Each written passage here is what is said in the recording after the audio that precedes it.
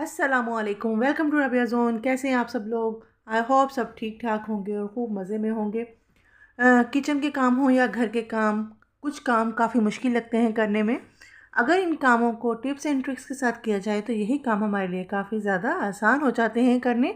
Start करते हैं आज की useful tips and tricks. Kitchen में काम करते हुए आपने नोटिस किया होगा कि कभी कभार हम खाना बनाते हुए किसी दूसरे काम में मसरूफ़ हो जाते हैं और हमारा खाना इस तरह से जलकर पतीली के साथ लग जाता है। इस तरह से जली हुई पतीली जो है हमारे लिए साफ़ करना इंतहाई मुश्किल हो जाती है। मैं घर की चीज़ों से ही आपको इस पतीली को बहुत आसान तरीके से साफ़ करना बताऊंगी। इसके लिए आप पतीली को चूल्हे के ऊपर रखें और इसके अंदर डिश वॉशिंग बार थोड़ा सा क्रश करके डाल दें, या फिर डिश वॉशिंग लिक्विड जो मिलता है वो आप डाल दें। दोनों में से आपकी चॉइस है, जो आप ऐड करना चाहें करें। अगर आप लिक्विड डिश वॉशर इस्तेमाल कर रहे हो तो वो तकरीबन आपने 2 टेबलस्पून ऐड करना है।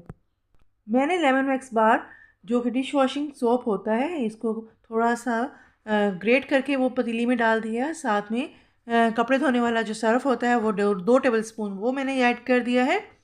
और इसके साथ जो है मैं पानी ऐड कर रही हूँ। पानी मैंने तकरीबन जो है वो 1 लीटर के तक करीब जो है ना इसके अंदर पानी शामिल किया है। ठीक है, पानी आपने फुल नहीं करना, क्योंकि जब ये बॉईल होगा तो इसमें झाग बनेगी और झाग बनते हुए ये बाहर भी निकल आएगा। तो इसलिए आपने पानी का ख्याल रखना है, बहुत ज़्यादा पानी को भरना नहीं है। अब आपने स्टोव ऑन कर देना है और पानी को बॉईल होने देना है। जैसे ही पानी बॉईल होना शुरू हो जाएगा, आपकी जो पतीली है वो नीचे जो जली हुई है वो नीचे से उतरना शुरू हो जाएगी और नरम हो जाएगी। अब इसको आपने चूल्हे से उतार लेना है और बेसन में रख लेना है।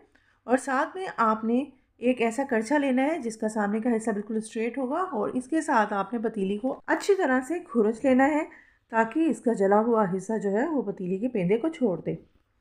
जब आप देखें कि आपका जो जला हुआ हिस्सा है वो बिल्कुल अलग हो गया है पतीली से नरम होकर, तो आप एक छलनी लें और इसकी मदद से इसका जो कचरा है वो अलग कर लें और इस कचरे को आप डस्टबिन में फेंक दें। कचरे को डस्टबिन में फेंकने के बाद आपने पतीली के अंदर थोड़ा सा पानी डालकर पतीली को सिंपल वॉश कर लेना है। ठीक है, और इसके बाद आपने इसी पतीली को मज़ीद साफ़ करने के लिए नेक्स्ट स्टेप पर जाना है। दोबारा से इसके अंदर थोड़ा सा सर्फ डालेंगे और थोड़ा सा नमक ऐड करेंगे। अब आपने एक स्टील वूल लेना है और स्टील वूल की मदद से पतीली को अच्छी तरह से अंदर से क्लीन कर लेना है। जो बची कुची खुरचन थी, अंदर जला हुआ पार्ट था, वो भी रिमूव हो जाएगा और ज़्यादा मेहनत भी नहीं करनी पड़ेगी और पतीली आपकी साफ़ होना शुरू हो जाएगी। अच्छी तरह से आप स्टील वूल के साथ जो है पतीली को अंदर से साफ़ कर लीजिए और स्क्रबर की मदद से पतीली को बाहर से साफ़ कर लें, क्योंकि बाहर से पतीली जली हुई नहीं है, पतीली सिर्फ अंदर से जली थी। अब आपने अच्छी तरह से जब इसको अंदर और बाहर से स्क्रब कर लें और क्लीन कर लें तो आप देख सकते हैं कि पतीली जो है अब बिल्कुल अंदर से और बाहर से साफ़ हो चुकी है। इसको एक दफ़ा पानी से वॉश कर लीजिए। और इसके बाद आपने क्या करना है कि जो रेगुलर आप डिश वॉशिंग बार या फिर डिश वॉशर जो आप बर्तनों को वॉश करने के लिए इस्तेमाल करते हैं, वो आप यूज़ करते हुए पतीली को फाइनली क्लीन कर लीजिए। आप देखेंगे कि आपकी पतीली मुकम्मल तौर पर अंदर और बाहर से एकदम साफ़ हो गई है, शाइनी हो गई है, और इसके अंदर बिल्कुल भी किसी भी तरह से कुछ भी जला हुआ हिस्सा नहीं है। मैं यहाँ पर जो है वो लिक्विड डिश वॉशर इस्तेमाल कर रही हूँ। आपके पास अगर सोप है तो सोप इस्तेमाल कीजिए, कोई लिक्विड है तो डिश वॉशर लिक्विड इस्तेमाल कीजिए, कोई इशू नहीं है। आप देख रहे हैं कि जो बची कुची अंदर जलन थी या कालक थी वो भी अब रिमूव होना स्टार्ट हो गई है। इसके बाद जब अच्छी तरह से अंदर से साफ़ हो जाएगी पतीली तो मैं इसको वॉश कर लूँगी और अब ये बिल्कुल साफ़ हो चुकी है। आई होप आपके लिए ये टिप जो है वो काफ़ी यूज़फुल रही होगी कि किस तरह से आपने अपनी जली हुई पतीलियों को मिनटों में साफ़ करना है। क्लीनिंग के बाद बिल्कुल भी नहीं लग रहा कि ये पतीली पहले जली हुई थी। मिनटों में जली हुई पतीली को साफ़ करने के लिए मेरी इस टिप को ज़रूर फॉलो कीजिएगा। इंशाल्लाह आपको बेहतरीन रिज़ल्ट मिलेंगे। टमाटर को सब्जियों से अलग रखना चाहिए क्योंकि इसके अंदर मॉइस्चर बहुत ज़्यादा होता है। जब हम सब्जियों के साथ इसको रखते हैं तो सब्जियां इनके ख़राब होने से सब्जियां भी जल्द ख़राब हो जाती हैं। लेकिन हम इनको अगर प्रॉपर वे में ना रखें तो टमाटर भी जल्द ख़राब होना शुरू हो जाते हैं। ये लॉन्ग टर्म चलें, इसके लिए हमें चाहिए कि हम जिस टोकरी के अंदर, जिस बास्केट के अंदर टमाटर रख रहे हैं उसके अंदर टिश्यू पेपर रखें और उसके बाद हम इसके ऊपर टमाटरों को इस तरीके से रखें कि इसका जो स्टेम वाला हिस्सा होता है उसको नीचे की तरफ रख दें। ठीक है, इससे एयर जो है वो बहुत कम जो है वो टमाटर के अंदर जा सकेगी। और सारे टमाटरों को आपने इस तरह से टोकरी के अंदर अरेंज कर लेना है, टिश्यू पेपर के ऊपर इस तरह से रखना है। इससे जो है टमाटर लॉन्ग टर्म चलेंगे और जल्द ख़राब नहीं होंगे।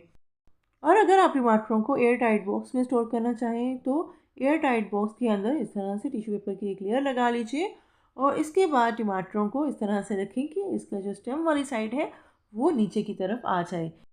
इस तरह से आपने तमाम टमाटरों को नीचे की तरफ स्टेम वाले पार्ट को डाउन करते हुए आपने एयर टाइट बॉक्स के अंदर रख लेना है, अरेंज कर लेना है। और उसके बाद आपने तमाम टमाटरों के ऊपर एक बार फिर से टिश्यू पेपर की एक लेयर लगा देनी है और फिर इसका लिड लगाकर आप फ्रिज के अंदर इसको स्टोर कर सकते हैं। इस तरह करने से आपके टमाटरों की लाइफ जो है वो काफ़ी ज़्यादा बढ़ जाएगी और ये देर तक फ्रेश रहेंगे, जल्द ख़राब नहीं होंगे। ये टिप आपके लिए बहुत ही यूज़फुल रहेगी। इसके लिए आपको चाहिए एक अदद बोतल, जो कोल्ड ड्रिंक की बोतल होती है आप वही वाली बोतल इस्तेमाल कर लीजिए और गरम नाइफ़ की मदद से आपने इसका नीचे का हिस्सा जो है वो इस तरह से राउंड करते हुए, जैसा कि आप वीडियो में देख सकते हैं, उस हिस्से को आप नाइफ़ की मदद से अलग कर लें।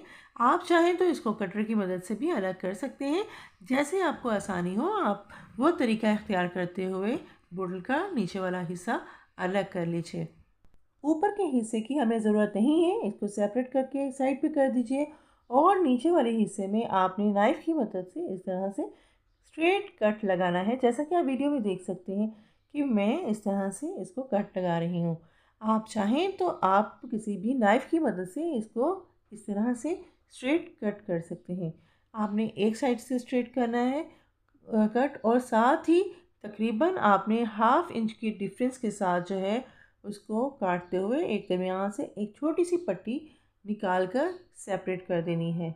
ठीक है, जैसा कि आप वीडियो में देख सकते हैं कि मैंने इस हिस्से से ये छोटी सी पट्टी जो है वो अलग करके सेपरेट कर दी है। यहाँ पर मैंने कटिंग जो है वो बिल्कुल नीचे तक की है। आपने नीचे से पूरी तरह से ध्यान से कटिंग करनी है ताकि आप ऊपरी हिस्से से कटिंग कर लें और नीचे का हिस्सा वैसे ही रह जाए, तो ऐसा नहीं होना चाहिए। बिल्कुल प्रॉपर आप जो है नीचे तक कटिंग करेंगे। ठीक है, उसके बाद आप इस शार्प हिस्से को नाइफ़ की मदद से जो है वो ठीक कर लेंगे। और अब आपने टिश्यू पेपर का रोल लेना है और टिश्यू पेपर का रोल लेकर आपने इसके अंदर इस तरह से फिक्स कर देना है। जैसा कि आप वीडियो में देख सकते हैं कि बहुत आसानी के साथ जो है टिश्यू पेपर का रोल इसके अंदर फिक्स हो जाएगा।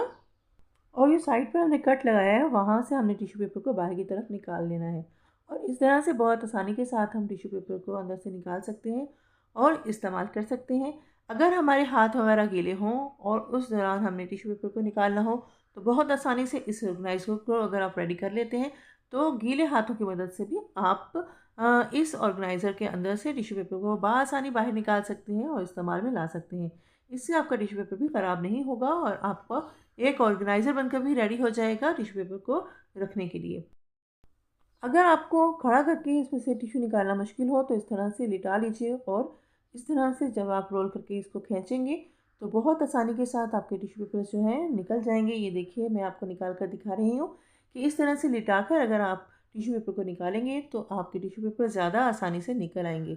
इस तरह का ऑर्गेनाइज़र बनाइए, अपना टाइम को सेव कीजिए और इस टिप से फ़ायदा उठाइए।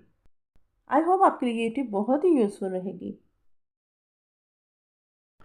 अगर घर में चिमटी मौजूद ना हो और आपके पास मौजूद हो 2 फोर्क, क्योंकि कभी ट्रैवल वगैरह में होते हैं तो कुछ चीज़ जो है हमें पकड़नी होती है कुकिंग के हवाले से, पराठा वगैरह या कुछ इस तरह से कबाब वगैरह फ्राई करने होते हैं और हमारे पास चिमटी नहीं होती, तो इस तरह से 2 फोर्क को आप आपस में किसी रबर बैंड की मदद से जोड़ लीजिए और ये आपका जो है वो एक चिमटी बनकर रेडी हो जाएगी। इसके साथ आप पराठे बना सकते हैं, कबाब बना सकते हैं। बिल्कुल परफेक्ट तरीके से ये चिमटी जो है वो वर्क करेगी।